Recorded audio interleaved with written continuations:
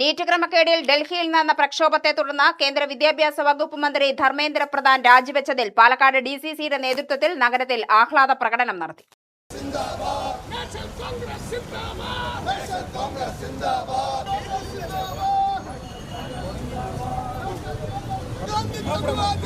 രാഹുൽ ഗാന്ധി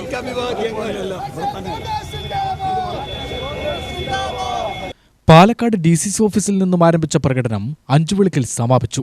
തുടർന്ന് നടന്ന യോഗത്തിൽ DCC president Thankappan C Chandran, C V Satheesh, K Bhavadas, V Ramachandran, P V Rajesh തുടങ്ങിയവർ സംസാരിച്ചു.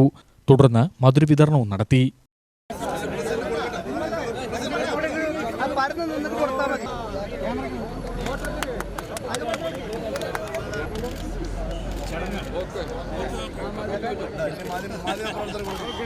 കള്ളത്തരത്തിലൂടെ ഉന്നത വിദ്യാഭ്യാസ മേഖല തകർത്ത് തരിപ്പണമാക്കിയ കേന്ദ്ര ഗവൺമെന്റിന്റെ മന്ത്രിമാരുടെ പിടിപ്പുകേട്ടതിരെ മാസങ്ങളായി ഇതിന്റെ അനുഭവിച്ചുകൊണ്ടത് വിദ്യാർത്ഥികളും അവരുടെ രക്ഷിതാക്കളും.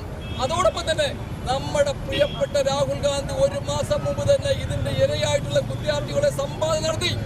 അന്നും അദ്ദേഹത്തിനെ പരിഹസിച്ച കേന്ദ്രമന്ത്രി, നമ്മൾക്ക് കേന്ദ്രമന്ത്രിസഭ, പ്രധാനമന്ത്രി ഉൾപ്പെടെയുള്ള ആളുകൾ, നമ്മൾക്കറിയാം സാധാരണക്കാരുടെ വേദന അറിഞ്ഞിട്ടാണ് ഇന്ത്യൻ നാഷണൽ കോൺഗ്രസിന്റെ പ്രതിപക്ഷ നേതാവ് രാഹുൽ ഗാന്ധി ഇറങ്ങി തിരിച്ചത്.